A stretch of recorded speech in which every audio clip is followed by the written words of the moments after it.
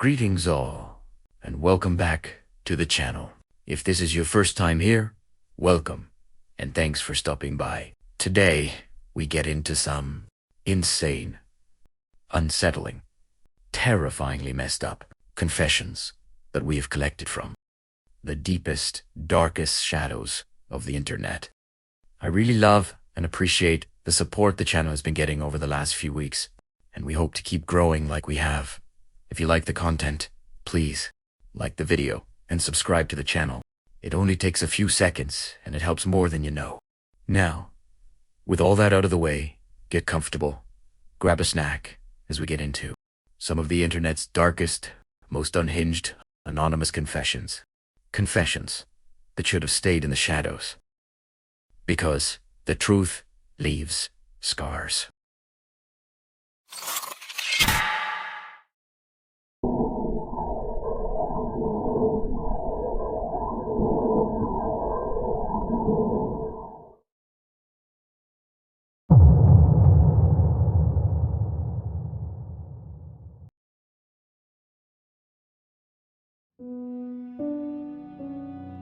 I covered up an accident to protect myself.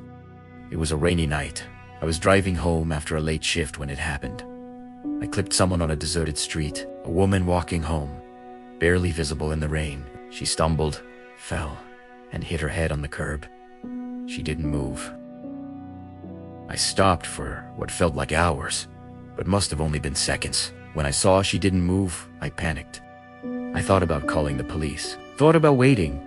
I thought about the consequences for my license, for my life, and then I made the choice to leave. I drove home. My hands were shaking. I couldn't stop shaking for hours after I had arrived back at my apartment. I locked my door, shut the curtains, and sat on the sofa all night, searching local news outlets and websites to see if anything had been reported, or worse, if anyone had passed away. I stayed in the same position until the sun came up, unable to sleep, unable to eat, unable to function in any way, just a dark room, alone with my thoughts. The next morning, I saw a report of a woman who had been found at the side of the road. My stomach dropped. It was her, and by some kind of miracle, she was alive. Just about. But alive, nonetheless. Fractured skull, multiple other fractures, broken arm and leg, collapsed lung. Was just some of the injuries mentioned. She was found by a couple that was driving down the road. They stopped and called the ambulance. She was rushed to the hospital and they managed to save her life. No one knows who hit her. Police asked for any witnesses to come forward if they saw anything. No one ever did. I thought about handing myself in, but I couldn't bring myself to do it. Some reading this will call me a coward, or much, much worse. But trust me, there is no name you can say to me that I haven't already said to myself, looking at the bottom of an empty bottle. It's been 10 years since that night. I remembered her name from the article and search her up every now and then, just to see how she's doing. She recovered, but slowly. Her life was never the same. From what I have found, she had to give up her job since she couldn't work anymore. Therapy, emotional trauma, because of my choice to get behind the wheel. I told no one. I never told my family.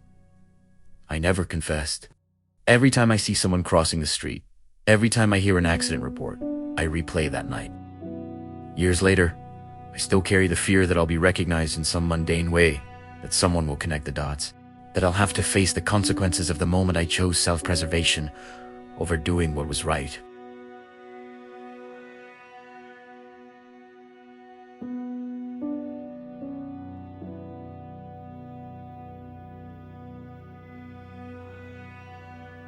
People think fires happen on New Year's Eve because people are careless. Sometimes that's true. Sometimes it's something else entirely. I was a troubled teenager, the type that was always angry at the world. We lived in a nice area, if you could call it that. Kids played outside, ice cream vans in the summer, mothers' meetings on the front porch. You get the idea.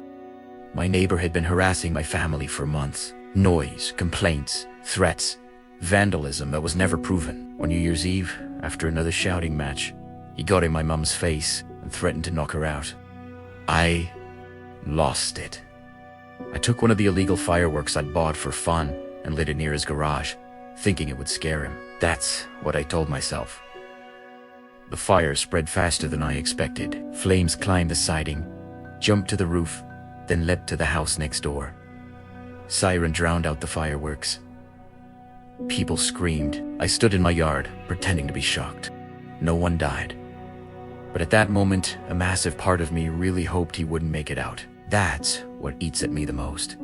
2 families lost everything. On New Year's Day, the neighborhood looked like a war zone. Investigators ruled it an accident caused by illegal fireworks. I nodded along with everyone else and donated clothes like I wasn't the reason they needed them. When questioned, I denied any wrongdoing, said that I would never do anything like that, and they bought it. That's the scary part. How close I came to burning a man alive, and carried on like nothing happened.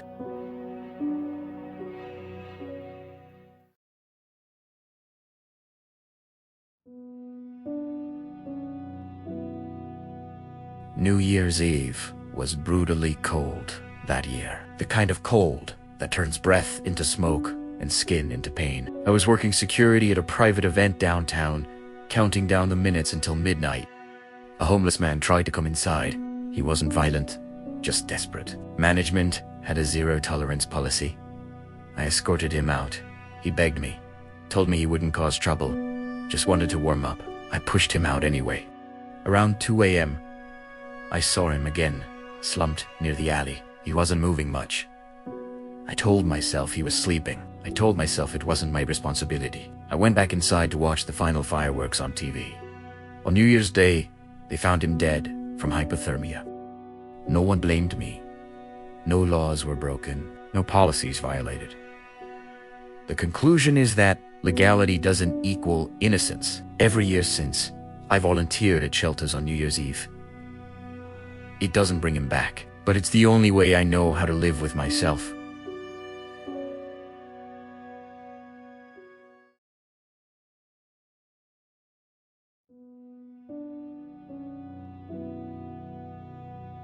We told ourselves he was only tied up so he would listen. Throwaway account for very obvious reasons. This is the most complete version I can give without pretending I didn't understand what was happening. We were in the basement because we had decided, without ever voting on it, that talking somewhere public would make us look guilty. That was the logic. The basement belonged to one of us. Parents out of town. It was already a place where we hung out, already familiar enough that being there didn't feel like crossing a line. Concrete floor, unfinished walls, one small window near the ceiling, half covered with cardboard to keep the cold out. For the sake of the story, I will call him H. H was dating my friend's baby sister. He didn't hang out with us much as he was younger, but he was around enough to not be sus. This time, though, we invited H to hang out. Not because we wanted to, but because he had taken something. Not something irreplaceable. Not something that entirely justified what followed, but something personal enough that it felt humiliating, and public enough that it had started to circulate. Pictures, messages, shared without permission of my friend's sister. The kind that only H should see. We confronted him earlier that day. He denied it, smiled too much, said we were overreacting. That's when someone said we should just scare him a little. Not hurt him, just make him understand the seriousness. The word kidnap was never used. We picked him up under the pretense of talking it out. He came willingly. That part matters because it's how we excused the rest. The restraint was improvised. Extension cord, wrists behind his back, looped to a metal support post. Not tight enough to cut circulation, loose enough that we could tell ourselves it was temporary. He sat on the floor because there was nowhere else. When I arrived, it was already done. I remember the exact time because the music upstairs stopped and someone checked their phone. 11:40 p.m. 4 of us total. He was on the ground, knees bent awkwardly, back against the wall. His hands were secured behind him, cord trailing to the post. His breathing was fast but controlled, someone trying not to show fear. The bulb overhead hummed. The cord swayed slightly, reacting to movement in the room. No one was yelling. That's the detail people get wrong when they imagine this. They expect chaos. What there was instead was deliberation. My friend asked H again if he sent the pictures and messages to people in his college. He laughed. A short sound. Defensive. That was a huge mistake. That unknowingly was the beginning of the end. The first strike came from frustration, not rage. A quick movement meant to shock rather than injure. The sound was heavy, muted. His head snapped sideways and struck the concrete wall with a sharp crack that echoed longer than the impact itself. Everything paused. We all recalculated in that silence. My friend tasted blood then. I saw him move his tongue instinctively, spit red onto the floor. It spread slowly, soaking into the concrete in an uneven shape. I was standing near the stairs. One step up that put me above him, looking down, close enough to intervene, far enough to pretend I wasn't central. My other friend said, "Don't be stupid." Another strike followed, then another less controlled, more vertical.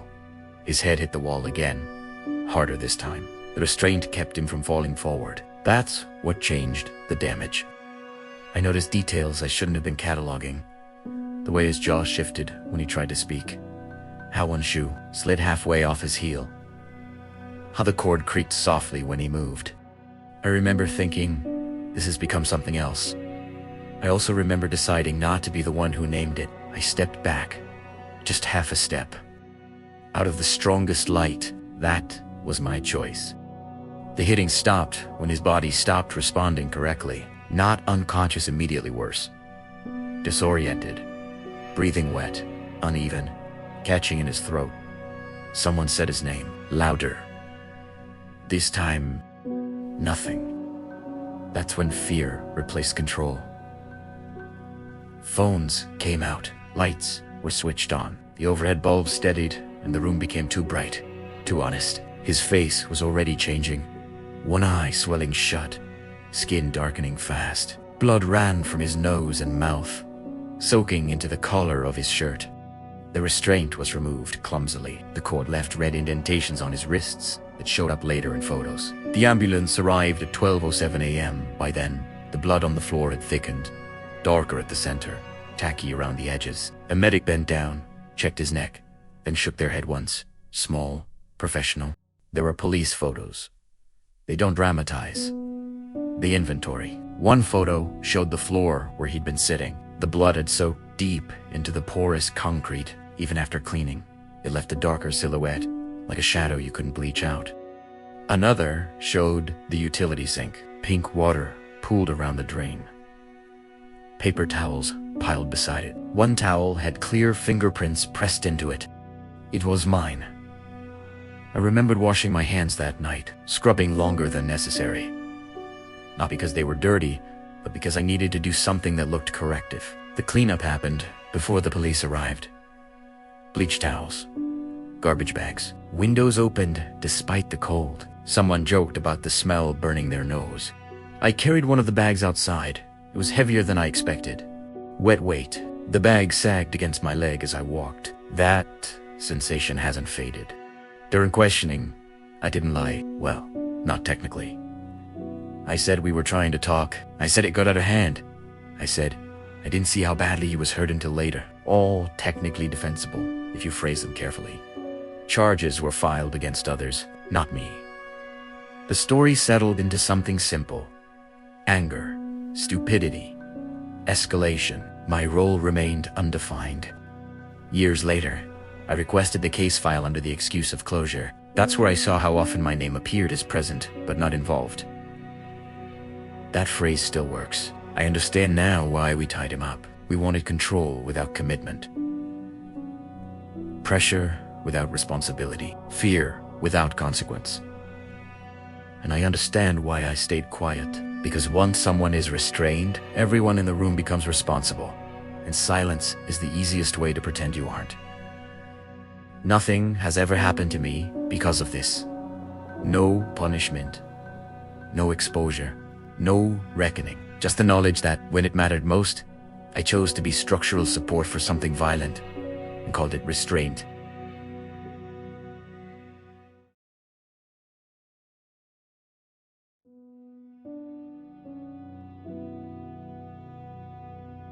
I delayed the call because I was waiting to see if it would resolve on its own. Throwaway.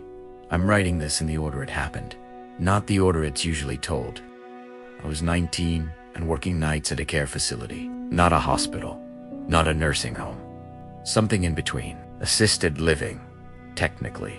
The kind of place people end up when they're still alive enough to notice the downgrade. I wasn't supposed to be alone on my wing. Staffing shortages changed that constantly. At 2:12 a.m., the motion sensor in room 314 triggered twice in under a minute. That mattered because it usually didn't. Room 314 belonged to a man who fell a lot. He was flagged for it. Wristband color-coded. Care notes updated weekly. If he triggered a sensor, protocol said to respond immediately but also not to overreact. He hated being hovered over. Complained constantly about panic over nothing. I was charting when the first alert came in. I glanced at the monitor, saw movement, then stillness. I waited. That was decision 1. The second alert came 30 seconds later. Same room, shorter movement. I remember the exact time because it's stamped on the incident log. I stood up then, walked toward the room. Slowly. I wasn't running. There was no urgency in my body yet. The hallway lights were dimmed. Everything smelled faintly of disinfectant and old carpet. A TV murmured somewhere down the hall, left on overnight, for no one in particular.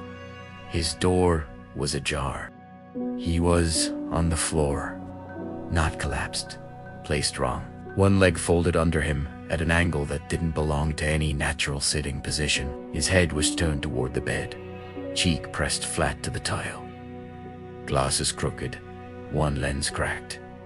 I said his name. No response. I knelt beside him, put 2 fingers on his neck. His pulse was there, but slow, irregular. I noticed blood then. Not dramatic. A thin line from his temple, tracing into his ear, pooling dark against the tile. That's when I should have called it in. Instead, I assessed. That was decision 2. I checked his pupils. One reacted slower than the other. I knew what that could mean. I had been trained. I had passed the tests. I also knew what calling it in would trigger. Paperwork, incident reports, mandatory review, questions about response time, about whether the sensor malfunctioned or I delayed. I told myself I needed more information. I repositioned him slightly. That's not allowed. I knew that too, but I wanted to see if he would respond to discomfort, pain, something. He groaned, quietly. His hand twitched once, fingers scraping against the floor. Relief came before fear. He's alive. I checked the clock on the wall. 2:18 a.m. I stood up. Decision 3. I told myself I would give it 1 minute, see if he stabilized. See if the confusion passed like it sometimes did. Falls were common. Overreaction was punished more often than delay. At 2:19 a.m., his breathing changed. It became shallow, fast, like he couldn't fully expand his chest. His lips started to discolor, not blue yet. That's when I called it in. The response was immediate. Nurses, supervisor, EMTs. They moved him efficiently. Oxygen, backboard, all the right motions performed in the right order. He didn't wake up. At the hospital, they found a subdural hematoma, bleeding that had been slow at first, then catastrophic. Pressure that built quietly until it didn't. He died the next afternoon. I didn't go. I kept making up excuses, saying I was busy, saying I had reports to complete, which wasn't a lie. The incident form asked for timestamps. Time of first alert. Time resident found. Time emergency services contacted. I hesitated at the first field. I entered to 17 a.m. That was a decision 4. It wasn't a lie. Exactly. That was when I physically entered the room. The form didn't ask when I noticed the alert. It asked when the resident was found. Language matters. The review board accepted the report. Sensor malfunction was listed as a contributing factor. Staffing shortages were noted. No disciplinary action taken. The family sued the facility, and not me. During discovery, they reviewed footage from the hallway camera. It showed me standing up from the desk, walking, pausing outside the room for a moment before entering. That pause lasted 11 seconds. It became a point of debate. 11 seconds isn't negligence. Not legally. The family never saw the monitor logs. They never saw the first alert. They never asked about it because no one told them to. I kept working there another 3 years. Room 314 was reassigned within a week. New resident, new chart, same sensor. Sometimes, when it triggered, I'd feel my body react before my mind did. A tightening, a calculation. Years later, I came across his medical records. I needed to look. I needed to know when the damage became irreversible. The neurologist's note was brief. Earlier intervention may have altered outcome, but progression likely inevitable. May have. Likely. Those words are a shelter. They mean no one can say for certain. I live inside that uncertainty now. I didn't push him. I didn't strike him. I didn't ignore him entirely. I just delayed for a second, 11 seconds, to be accurate. And that delay fit cleanly into every acceptable margin the system allows. People argue about cases like this online, about response times, about overworked staff, about human error. I read those threads sometimes. I never comment because I know exactly how much time I gave him. I have left that job now and doing something totally new. I have moved on with my life, but I still replay that day all the time. I guess it's just the guilt I have to live with now. If his family reads this and recognizes, I just want to say, I am sorry, and hope you can forgive me.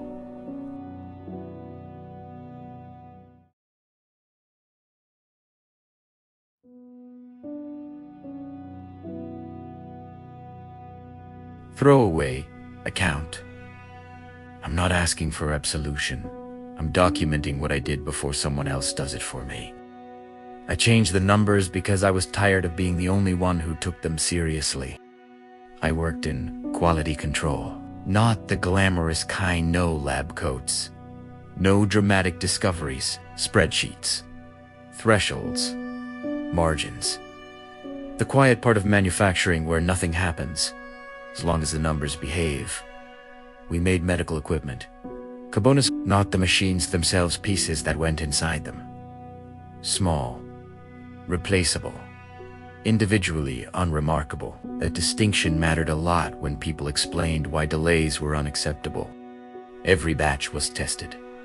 Stress, tolerance, failure rates. The results were logged, averaged, compared against acceptable deviation. Acceptable deviation. The issue started small.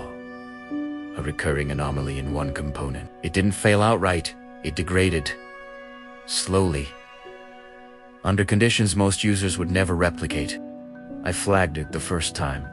Engineering said it was within tolerance. I flagged it again when it showed up in a second batch. They said variation happens. The third time my supervisor asked me very calmly whether I understood the cost of halting production over theoretical risk. I did. I also understood that if I kept pushing, I would be reassigned, or replaced, or quietly encouraged to find work elsewhere. So I stopped escalating. But I didn't stop watching. Over months, the pattern held. A small percentage of components weakened faster than expected. Still within spec. Still defensible. I started tracking it privately. My own spreadsheet, my own notes. The numbers bothered me not because they were catastrophic, but because they were consistent. Consistency implies causation. Then came the audit. External. Short notice. Everyone tense in the way that means corners have already been cut. We were instructed to prepare documentation, clean it up, make sure everything aligned. No one told me to falsify anything. That's important. They didn't have to. During review, the auditor pointed at my section and asked why the variance trend flattened so suddenly in the last quarter. It hadn't, and I knew that. My supervisor looked at me. Just a look. Neutral. Expectant. I had two options. Tell the truth and trigger an investigation that would stall production, cost millions, and almost certainly end my job. Or contextualize. I said the change was due to recalibration, a testing, artifact corrected mid-quarter. I used language I'd heard others use. I cited a procedure update that had occurred. Just not for this reason. The auditor nodded, made a note, moved on. That was the moment. Later, I went back to the dataset and made the numbers match the explanation. Not dramatically. No erasing failures. I adjusted weighting, smoothed outliers, normalized results using a method that was technically permissible. If ethically stretched, the graph flattened. The batch passed. Production continued. Months later, an incident report crossed my desk. A device malfunctioned in the field. Not immediately. Not violently. It degraded over time, exactly the way I'd seen in testing. A slow failure that led to incorrect readings. The patient wasn't injured. The hospital and staff took most of the blame, saying they should check machines before using them. That detail matters, depending on who you ask. The device was replaced. The incident logged as isolated. I recognized the batch number. I didn't say anything. Over the next year, there were 3 more reports. Similar pattern, different locations, same component. No fatalities, just risk, potential. I could still come forward, technically. But now the implications were larger. Recalls, investigations, depositions, and questions. Why hadn't I said something sooner? Why hadn't I flagged the trend when I first noticed it?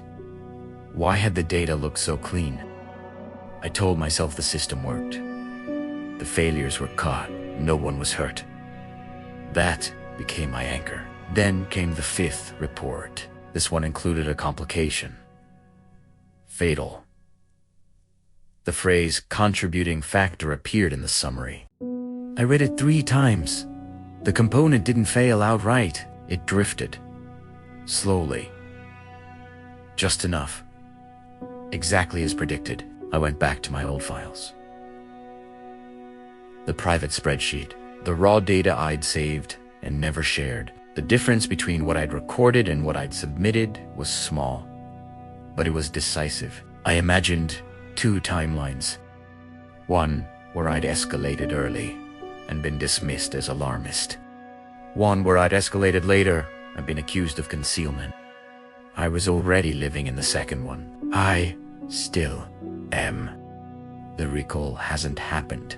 The company is profitable. Devices are in use all over the world.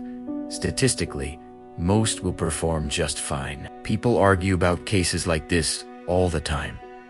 About acceptable risk, about unintended consequences, about whether systems, not individuals, are to blame. They're not wrong. I didn't sabotage anything. I didn't invent data. I didn't cause a failure. I adjusted how clearly a problem could be seen. Some days, I believe I acted pragmatically, that I prevented overreaction, that I trusted downstream safeguards to do their job. Other days, I think about the first spreadsheet, the one that showed the pattern clearly, before I softened it, and I wonder whether the only reason this still feels debatable is because I intervened just enough to keep it that way. If the next report is worse, I'll say something. That's what I keep telling myself. But I said that last time too.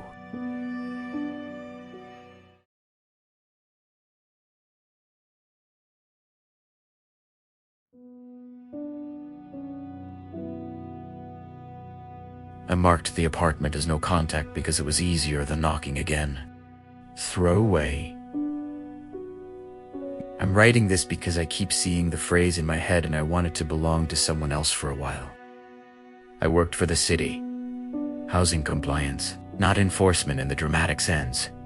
No guns, clipboards, forms, notices taped to doors. My job was to document violations and confirm occupancy status.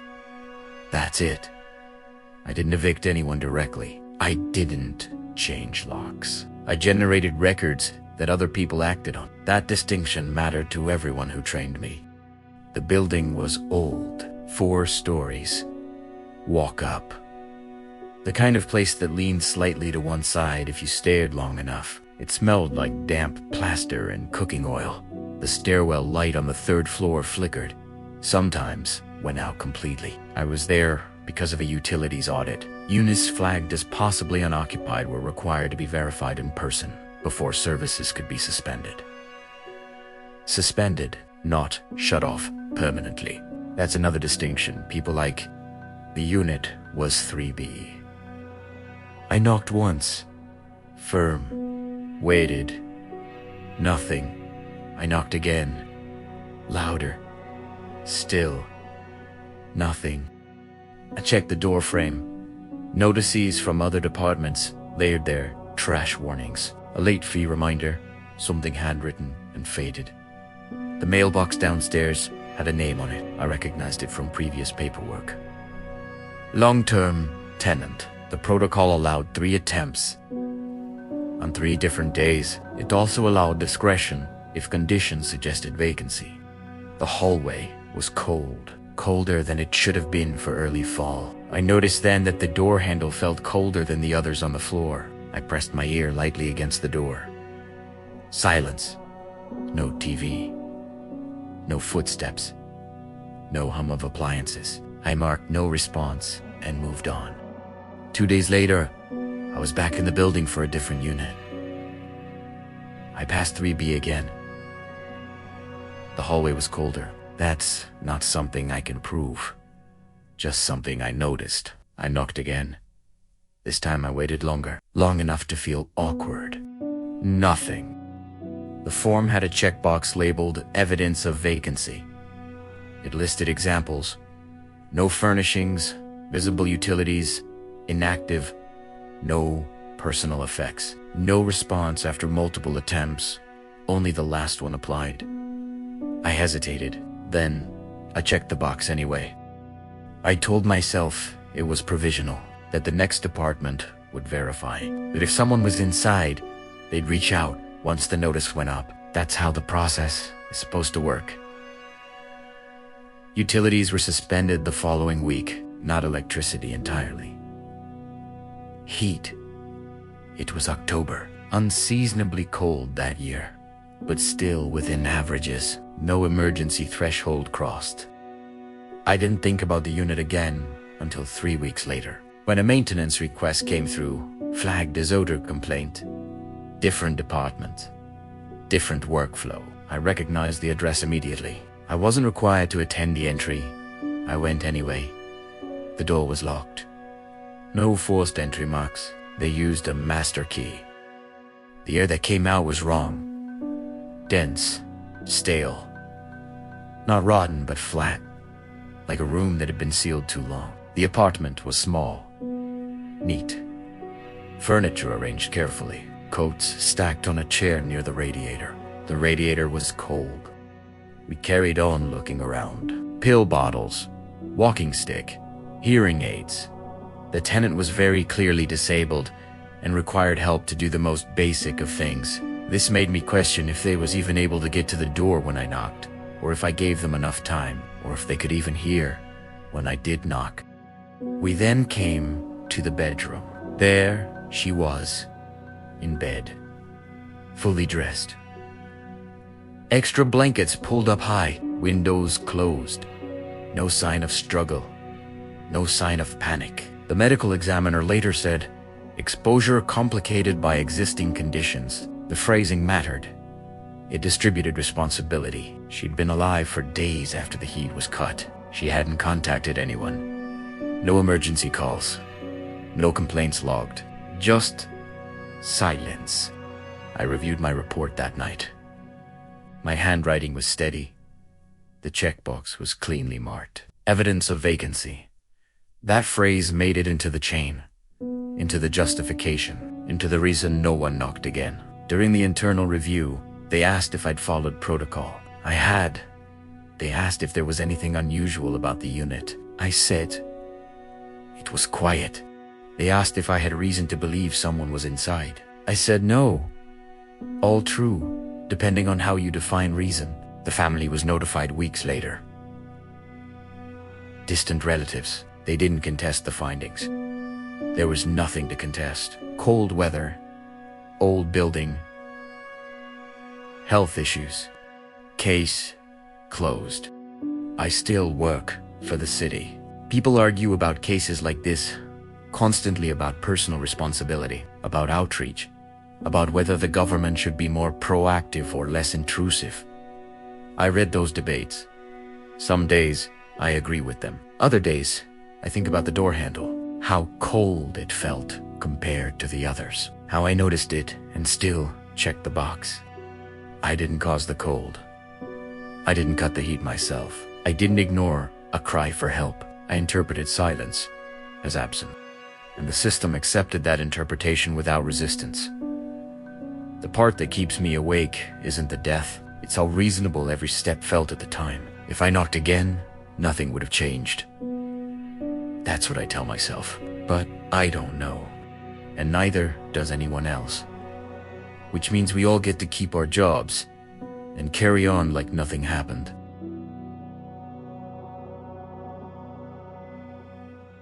Thank you for watching. If you enjoyed this video, please make sure to like and subscribe to the channel so you don't miss a future upload. Also follow us on Instagram and TikTok. See you at the next upload.